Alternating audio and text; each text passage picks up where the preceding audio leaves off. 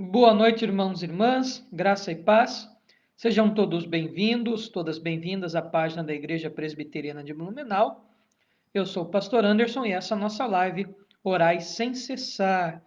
Vamos iniciar orando. Senhor, nós lhe rendemos graças por este dia que o Senhor nos deu, pelo teu cuidado, pelo teu amor, pelo alimento que o Senhor nos deu, as vestes, o teto sobre a nossa cabeça. Pai, obrigado, porque o Senhor tem sustentado cada um de nós. Obrigado por este recurso que é a internet, onde temos condição de transmitir a tua palavra nesse momento difícil de epidemia, de coronavírus. Obrigado por este meio, por este instrumento, Pai, de levarmos a tua mensagem. Abençoe todos os irmãos e irmãs que estão assistindo a esta transmissão, todos que assistirão também. Que a tua bênção, o teu amor e a tua graça esteja com todos e com todas. Abençoa-nos agora no estudo da tua palavra, em nome de Jesus. Amém. A você que está chegando agora, boa noite, seja muito bem-vindo, muito bem-vinda à nossa página. Lembrando que você pode deixar o seu pedido de oração, pode pedir oração por você, pode pedir oração por outra pessoa, pode agradecer e depois do estudo nós oraremos. Então vamos dar continuidade no nosso estudo em Atos. Atos dos Apóstolos, capítulo 9. Hoje nós vamos dos versículos 26 até o 31. Atos, capítulo 9, versículos de 26 até 31.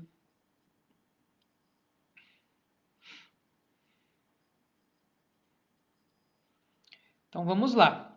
Não se esqueçam, tá, de deixar um oi, um boa noite, também ser um motivo de oração. O oi, o boa noite é para enviarmos um abraço depois, no final. E o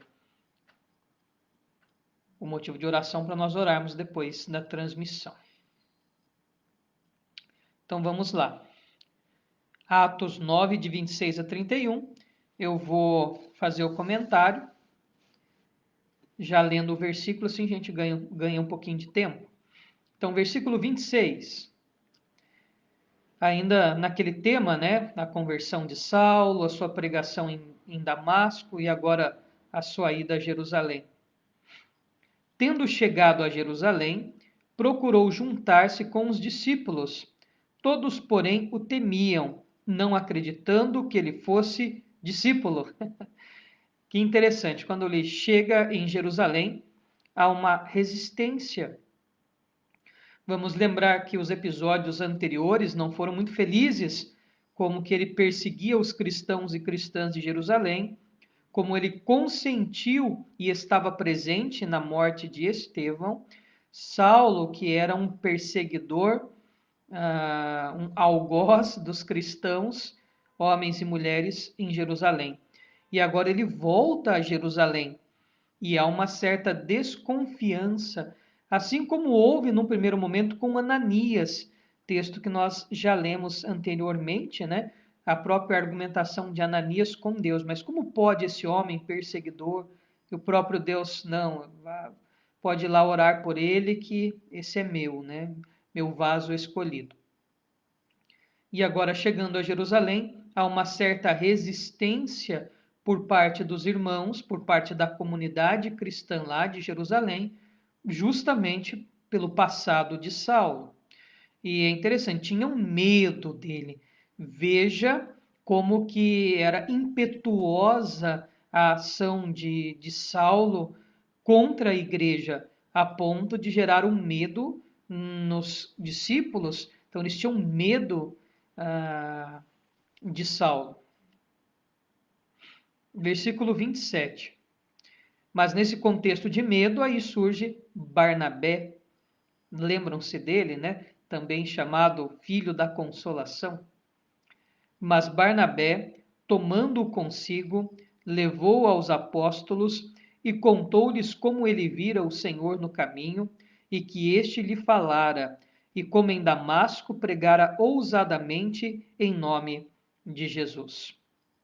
Aqui é o José, o Barnabé, aquele que o texto diz que é natural de Chipre, um levita, alguém que vende uma propriedade e coloca aos pés dos apóstolos, né? Já falamos sobre Barnabé, também era chamado como filho da consolação. Então, um indivíduo que promovia a paz, era um pacificador. Mais do que isso, né? Barnabé é aquele que se encoraja para testemunhar a favor de Saulo e acolhê-lo na comunidade cristã em Jerusalém, assim como foi Ananias lá na comunidade cristã em Damasco. Então, Barnabé leva Saulo até os apóstolos, até os 12, e apresenta Saulo. Fala, agora este Saulo não é mais aquele que nós conhecíamos. Ele teve um encontro com o Senhor, o próprio Jesus falou com ele.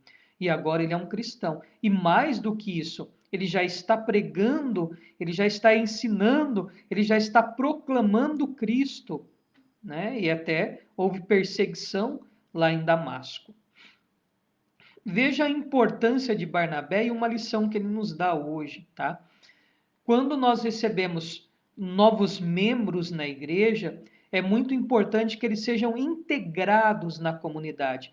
Às vezes chega uma pessoa nova na igreja e ela fica se sentindo um peixe fora d'água, né? Não conhece ninguém, às vezes nunca foi até a nossa igreja, não sabe o jeito que nós somos, o jeito que nós agimos, quais são os costumes nossos, como que funciona a nossa igreja, né?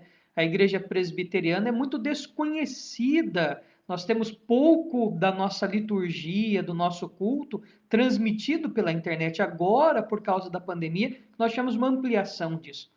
Então, às vezes a pessoa vem assim muito preocupada, não conhece ninguém. Então, é muito importante que haja integração naqueles cristãos que estão chegando na igreja, que haja um acolhimento, que a pessoa sinta-se bem-vinda, né? Até em empresa, quando o indivíduo é recém-contratado, dependendo do cargo que ele vai ocupar, fica lá fazendo 1, 2 semanas de integração, de adaptação àquilo, né? E às vezes a gente quer receber um membro novo e já quer que ele saiba tudo imediatamente. Não é assim que funciona, tá? Então, uma lição prática para a gente. Nós temos que acolher aqueles que estão chegando e ensiná-los. Eles têm que se sentir amados, respeitados, né? Tem que sentir-se confortável, como de fato estivesse sendo recebido por uma família, tá? E mais do que isso, né? Nós temos que ensinar, mostrar para ele como que funciona a nossa igreja, a nossa comunidade e etc. Então, Barnabé que nos dá uma lição de receptividade, dá-nos uma lição de acolhimento. Eu lembro-me de um presbítero que também foi diácono, né? O Toninho. Toninho é presbítero e diácono, né? Ora ele era diácono, ora ele era presbítero, né?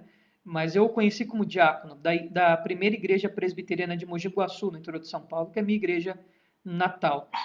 O apelido do Toninho era Toninho Careca, né? Já pode imaginar por quê, mas era o apelido que ele mesmo se dava. Quando chegava uma pessoa na igreja nova, o Toninho ficava na porta esperando essa pessoa. A pessoa chegava, ele abraçava, ele perguntava o nome, ele já, se a pessoa estava sem Bíblia, ele já aparecia com uma Bíblia para a pessoa. Se a pessoa estava sozinha, ele ia lá, chamava uns 2, 3 que era conhecido dele, fazia a pessoa sentar junto, fazia todo mundo abraçar aquela pessoa e apresentava aquela pessoa ali. Enfim, era comum, né? O pastor sempre tinha que ter paciência que o Toninho, para o visitante, ele até incomodava o culto ali, não tinha muito isso aí não, queria que o visitante se sentisse em casa. E ele ficava em cima daquela pessoa. Na hora de ir embora, se tinha um café, se tinha um lanche, alguma coisa, lá ia o Toninho também. O Toninho abraçava a pessoa e levava lá para o fundo da igreja para servir o lanche, ele servia a pessoa, já perguntava se a pessoa estava de carro, se estava de ônibus, se precisava de carona, se precisava de alguma coisa, já dava o manual lá com os dias de culto e o boletim, passava telefone, já puxava o pastor e apresentava para aquela pessoa. E por incrível que pareça, a igreja presbiteriana de Mogi Guaçu, quando eu conheci, tinha lá os seus 200 e poucos membros. Hoje deve estar beirando os 1.000, quase 2.000 membros. Né? Uma igreja gigantesca. Então não é à toa que uma igreja teve um crescimento gigantesco, relativamente que em poucos anos, o que em 15 anos, em 12 anos, essa igreja de 200 membros, uma igreja que aumentou para 2.000 membros. E o Toninho está lá, fazendo a mesma coisa, acolhendo, né? E eu sempre guardei isso no meu coração, porque quando eu cheguei a primeira vez naquela igreja, e eu não era seminarista, não era nada, né? Tinha recém-chegado ali, a maneira que o Toninho me acolheu, 2003, então há 17 anos atrás, ainda está na minha cabeça. Eu ainda lembro a maneira que o Toninho me recepcionou. Então, o Barnabé dá uma lição para a gente aqui tremenda de recepção. Então, a gente quer ter resultados positivos na igreja, temos que ser receptivos. Essa coisa de uma igreja fria, indiferente, que não há diálogo, que acaba o culto e todo mundo sai correndo, que as pessoas não se olham, que o visitante chega e você só dá aquela espiadinha para ver se não é conhecido e passa reto. Olha, é muito difícil que o visitante volte ou permaneça numa comunidade onde há frieza. Temos que ser calorosos e fervorosos, como fez Barnabé com Saulo. Que lição maravilhosa, né? Versículo 28. Estava com eles em Jerusalém, entrando e saindo, pregando ousadamente em nome do Senhor. Então veja, Saulo não fica estático, não fica parado. Ele está em Jerusalém e está indo, juntamente com os apóstolos e com os discípulos, a pregar sobre Jesus Cristo, a provar que Jesus é o Messias. Ele era um exímio mestre, um doutor, né, em termos acadêmicos, do Antigo Testamento. Então ele tinha, né, pelo poder do Espírito Santo, mas por aquilo que ele estudou também, ele tinha esta intrepidez, essa ousadia de pregar o evangelho. Então ele não chegou em Jerusalém e ficou dormindo, né? Foi pregar, foi testemunhar o nome de Jesus, foi até os seus patrícios, né, aqueles que lhe eram conhecidos, falou: lembra-se de quem eu era, agora eu tive um encontro com o Senhor, e etc. Versículo 29. Falava e discutia com os helenistas, judeus de fala grega, judeus muito jovenzinhos, crianças que mudaram de Jerusalém para outros lugares e foram alfabetizados em grego, ou de fato judeus que nasceram em outros países no estrangeiro e que voltaram para Jerusalém. Então eram os judeus de Jerusalém, mas que falavam grego. Esses eram os helenistas. Falava e discutia com os helenistas, mas eles procuravam tirar-lhe a vida. Então veja, né? Ele que outrora, ele que antes queria tirar a vida dos cristãos, agora, por pregar exatamente aquilo que ele perseguia, ele também é perseguido.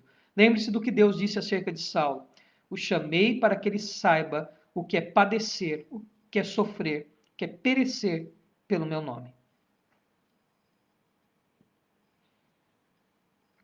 Versículo 30. Tendo, porém, isto chegado ao conhecimento dos irmãos, levaram-no até Cesareia e dali o enviaram para Tarso. Então, quando houve esta especulação, né, esta artimanha, né, para matar Saulo, né, houve essa mobilização dessa comunidade helenista para matar Saulo, os apóstolos, os gentios, os apóstolos, os discípulos, os irmãos ali, irmãos e irmãs da igreja de Jerusalém, eles fazem o quê? Tiram Saulo ali, né, de Jerusalém e o enviam até Cesareia e dali para Tarso, né? Então ele vai para Cesareia, uma cidade marítima, né? E depois ele vai para Tarso, que é a sua cidade natal. Então temos aí, desse primeiro bloco, de 26 a 30, um restinho ainda sobre a conversão de Saulo e os seus primeiros passos. Lucas não detalha algumas coisas que o próprio Paulo vai dizer depois acerca desse período nas suas cartas, tá? Eu não fiz paralelos. Lá em Gálatas Paulo cita esse tempo que ele ficou lá em Jerusalém, lá na outra carta ele cita. Por quê? Eu quero trabalhar com o que Lucas está dizendo. Se Lucas não se valeu dessa carta ou dessa instrução que Paulo deu, né, acerca desses tempos aqui, desses períodos, desde a sua conversão em Damasco, depois em Jerusalém, se ele não deu maiores detalhes, eu vou me ater ao texto de Atos. Mas, de fato, depois Paulo vai dar vai dar mais informação sobre este tempo aqui nas suas cartas. Nós estamos estudando Atos, então vamos nos ater a Atos, ao que Lucas achou interessante registrar acerca disso. Então, de 26 a 30, nós temos isto. O Paulo, o Saulo, que agora é inserido na comunidade de Jerusalém, que é recebido pelos apóstolos, que testificam da sua conversão. Ele ensina em Jerusalém, prega o evangelho, é ameaçado de morte, né? Tanto que tem que ser tirado dali para que a sua vida fosse resguardada. Mas, acima de tudo, o papel de Barnabé, que o acolhe, né? Tem essa importante função de acolhimento. E o versículo 31, nós temos um sumário novamente. Falamos bastante aqui, né, sobre sumário, resumo. Então vamos lembrar. O sumário ou resumo é um recurso literário que Lucas usa, e era um recurso do que havia no passado enquanto história, né? Eram comuns historiadores usarem esse recurso literário, né, chamado resumo ou sumário, que é um resuminho para ganhar tempo. Então o versículo 31 encerra do capítulo 9 o tema Paulo, o tema Saulo. Então podemos dizer que o versículo 32 para frente agora vai iniciar um novo tema, né? O versículo 32 começa a falar de Pedro. Então o que usa Lucas, né, como recurso literário, recurso redacional, né, para fazer uma transição? Ele usa o sumário, então para fazer a transição, para sair, para concluir o tema Paulo, Saulo, e para iniciar uma nova temática, né, Pedro, e algumas coisas que vão acontecer no final do capítulo 9, que nós vamos estudar ainda, né? Então, o versículo 31, mais uma vez, é um sumário, é um pequeno resumo geral, e é uma ideia de ganhar tempo também. Então, ele une anos ali de desenvolvimento da comunidade, meses, enfim, num pequeno bloquinho, para fazer uma transição de local, espaço e tempo.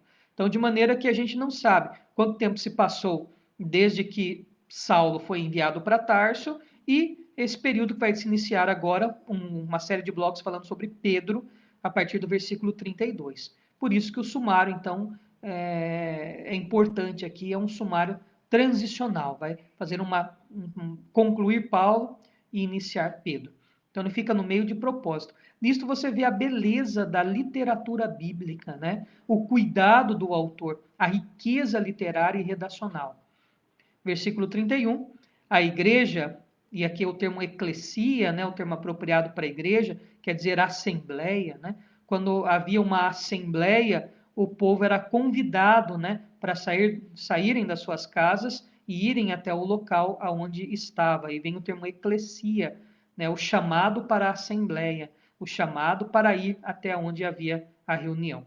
Então a igreja, na verdade, tinha paz por toda a Judéia, Galiléia e Samaria, edificando-se e caminhando no temor do Senhor e no conforto do Espírito Santo, crescia em número. Veja que os resumos ou sumários que Lucas traz sempre são positivos, destacando a positividade da igreja, expondo de maneira sucinta, porém enfática, aquilo que Deus estava fazendo beneficamente para a sua igreja. Eu vejo nesse sumário aqui uma coisa interessante, tá? Publicamente, nós não temos que ficar depreciando a nossa igreja.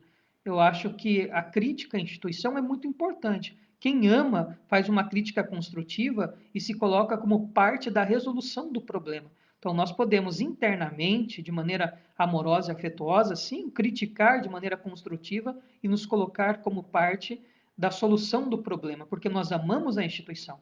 Mas externamente, nós temos que ter muito cuidado em ficar expondo aquilo que não é necessário. Sabe, o que é assunto interno é assunto interno. Então, quando formos falar da nossa igreja, vamos falar dos aspectos positivos, daquilo que Deus tem feito através da nossa igreja, o que Deus tem feito através desta instituição. Lógico, nós somos pecadores, pecadoras, a igreja é constituída, uma comunidade de pecadores e pecadoras. Por isso ela é imperfeita, por isso ela falha, por isso ela erra. Então, o que é do ser humano, de fato, vai ser notado, né? Mas o sumário aqui ensina que Lucas buscava exaltar aquilo que Deus estava fazendo de bom através dessa comunidade. Façamos o mesmo. Quando nós formos expor a nossa comunidade, principalmente publicamente, para as pessoas que não são da comunidade, vamos exaltar aquilo que Deus tem feito através da instituição. Né? Eu acho que isso é muito importante e é sábio, né? Eu acho que a gente deve ter assuntos difíceis internamente e externamente exaltar aquilo que Deus tem feito através das nossas vidas, através da nossa igreja. E veja que maravilha, né? Havia paz, havia conforto, havia reverência no Senhor, e diante dessa somatória, né, dessa vida em comum que eles tinham, dessa vida cultica, deste amor, desse cuidado uns pelos outros, a igreja também crescia em número. E quem acrescenta é o próprio Senhor. Mas veja, esse crescimento não é um crescimento que não prevê, por parte desta comunidade, uma atitude. Veja, eles estão sempre pregando, sempre evangelizando, sempre apoiando uns aos outros. Então, assim nós concluímos nessa parte de Paulo, descrita no capítulo 9, com esse sumário que faz a transição. Conclui Paulo, ganha-se tempo, não sabemos quanto tempo, né? Passou-se do versículo 29 para o 30, do versículo 30 para o 32, mas o 31 tem exatamente essa ideia, condensar anos, meses, dias, para se fazer uma transição de tempo. Essa é a função do sumário, né? Resumir uma série de coisas, para falar que ia bem na igreja, porque ela estava debaixo do poder do Senhor. E aí amanhã nós retornamos com agora o Pedro, né? Saímos de Saulo e retornamos à pessoa de Pedro. Oração. Então vamos lá. Se você ainda não fez o seu pedido de oração, dá tempo. Eu vou subir a minha barrinha aqui.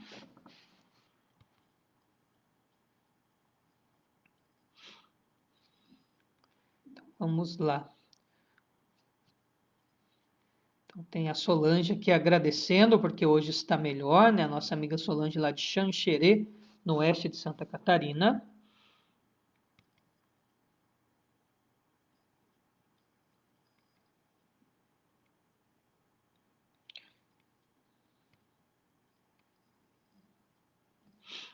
Então a Solange também agradece por tudo que Deus tem feito por ela, pela sua saúde e pela sua família.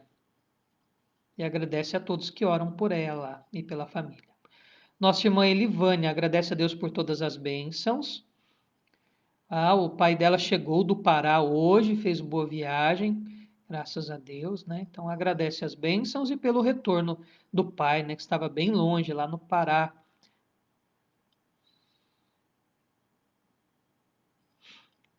A nossa irmã Carmen, ela agradece por ter livrado o seu irmão Jorge e sua família, e ao pastor Guido Vasques e a sua família, do tremor. Acredito que houve então um terremoto no Chile, é isso? A sua família do tremor e as réplicas que não param, né? Não sei, talvez seja um tremor lá no Chile, eu não estou por fora, mas também que Deus tenha misericórdia do Chile por causa da pandemia. Acredito que uma greve dos caminhoneiros, ou seja, muitas crises no Chile. Então, são os motivos de oração da nossa irmã Carmen. Lembra, nossa irmã Carmen Vega, ela é chilena, né? Seu esposo Omar também. Eles moram aqui em Blumenau já há alguns anos. O diácono Osni pede oração por todas as famílias, também por aqueles que precisam de cura física e espiritual, e por todos aqueles que têm problema com vício. Pede oração pela sua mãe, pelas suas irmãs, também pelos seus sobrinhos, filhos da Valmira, que é irmã da Valéria.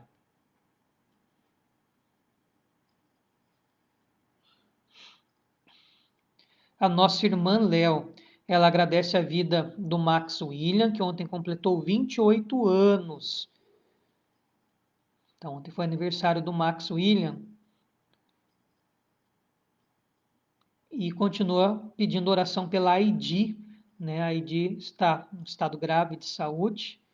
Que Deus faça a sua vontade na vida da Aidi, faça o melhor para a Aidi. Né?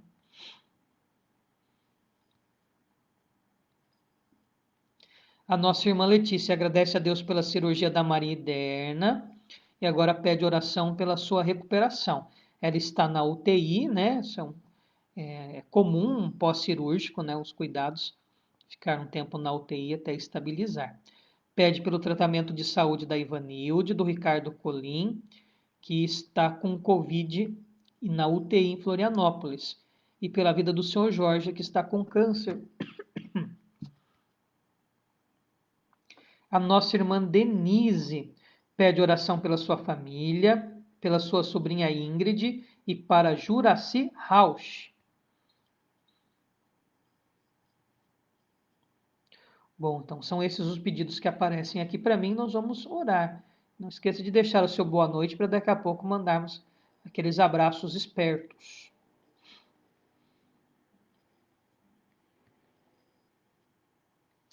Oremos.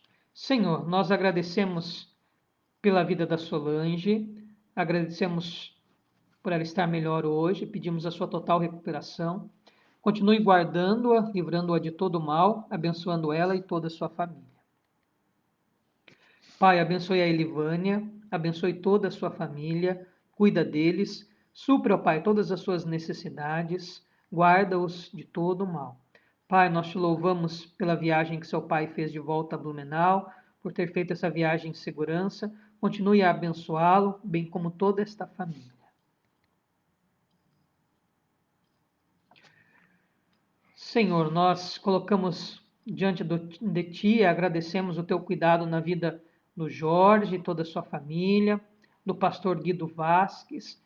Agradecemos, ó Pai, pelo Teu amor e clamamos que o Senhor continue a guardar esses nossos irmãos queridos lá do Chile.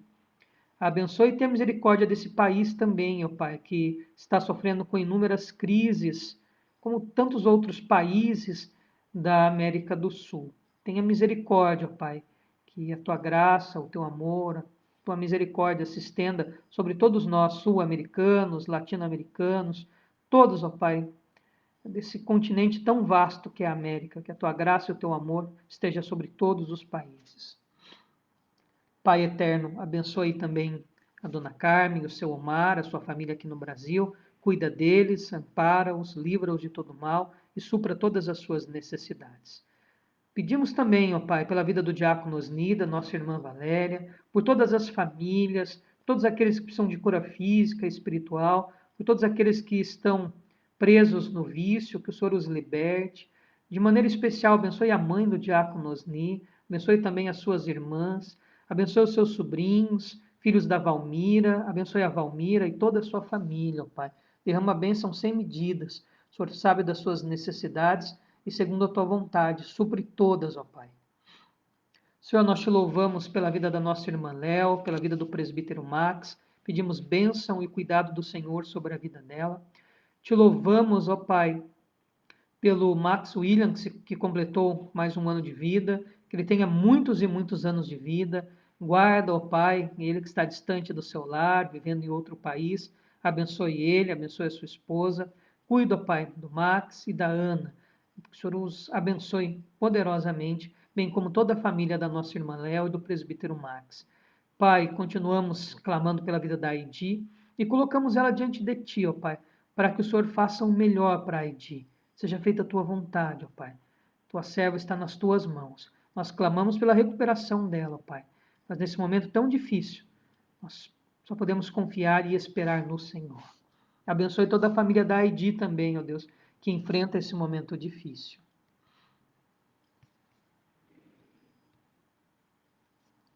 Pai, nós agradecemos pela cirurgia da MariaEderna, por tudo ter corrido bem. Clamamos, ó Pai, que ela se recupere plenamente desta cirurgia.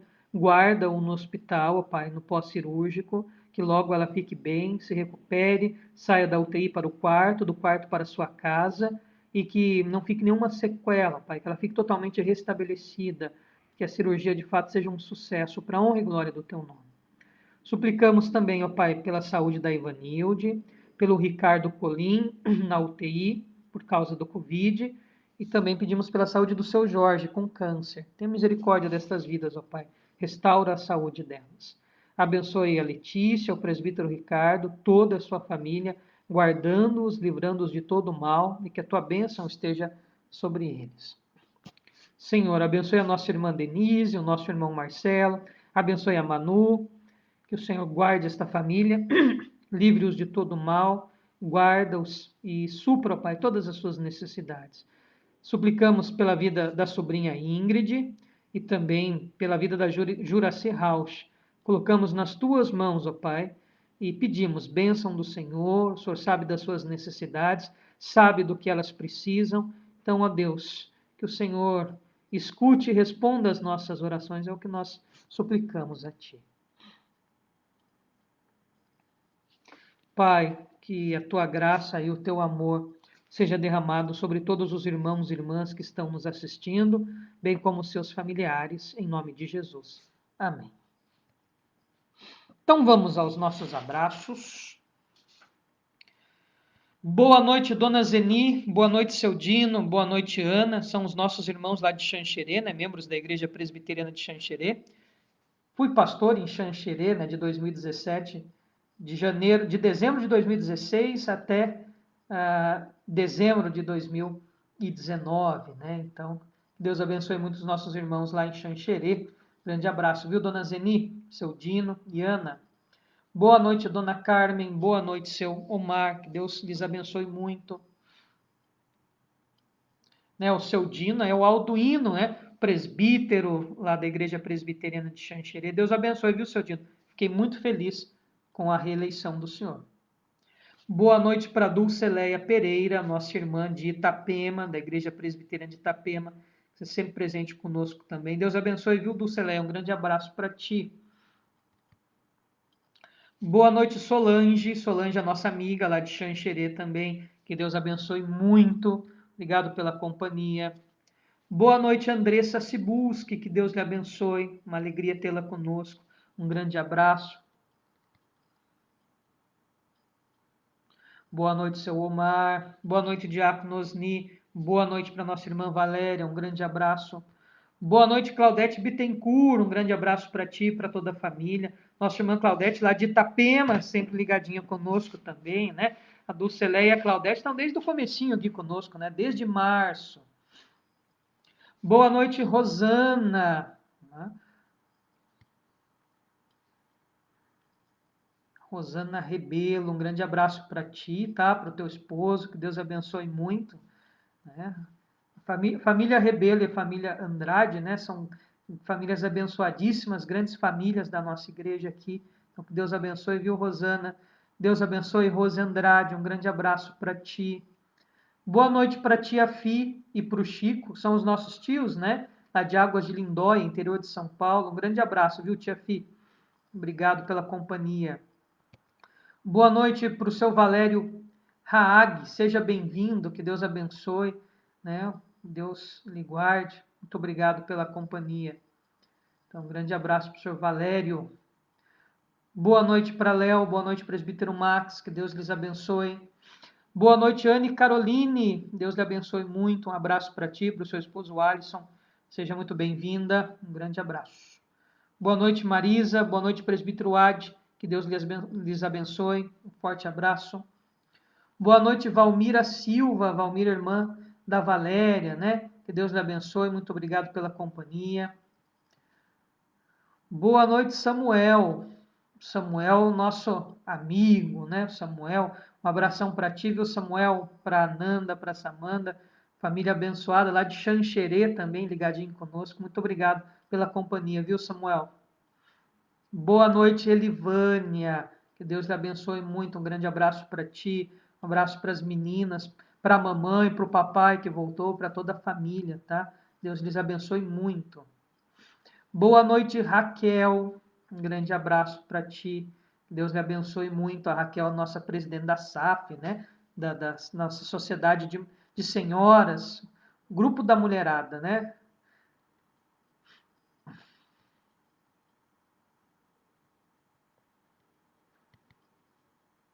Boa noite, Everton Butski. Que Deus lhe abençoe. Um grande abraço para ti. Um grande abraço para o teu pai, Jonas Butski, também. Que Deus lhe abençoe. Obrigado pela tua presença, pela tua companhia aqui conosco. Boa noite, Denise. Boa noite, Marcelo. Boa noite, Manu. Que Deus lhes abençoe. Saudade de vocês, tá? Um grande abraço. Uma noite abençoadíssima. A dona Carmen falou aqui. Houve um tremor de terra 7.0 no norte do Chile, tá? Então, um número altíssimo lá na escala, né, que é usada para isso. Então, que Deus tenha misericórdia dos nossos irmãos e irmãs que sofreram com esse tremor de terra no Chile. Nós tivemos um tremor de 4,6 na Bahia, né, esses dias, e já causou estragos. Imagina um de 7, né? Deus tenha misericórdia dos nossos irmãos e irmãs lá no norte do Chile. Bom, esses são os nomes dos irmãos e irmãs que aparecem aqui para mim. Então, caso você tenha comentado e não tenha aparecido, não fique triste. Às vezes o Facebook faz isso. Sinta-se abraçado ou abraçada pelos irmãos da Igreja Presbiteriana de Blumenau. Então, nós voltamos amanhã, às 19h30, com as canções e às 20 horas com a continuação do estudo em Atos. Vamos nos despedir com a bênção do Senhor. Irmãos e irmãs, que a graça do nosso Senhor e Salvador Jesus Cristo, o amor, a bênção de Deus, o Eterno Pai, a comunhão e a consolação do Santo Espírito esteja com todo o povo de Deus aqui presente e espalhado sobre a face da terra, para todos sempre. Amém. Então, até amanhã. Boa noite a todos e a todas.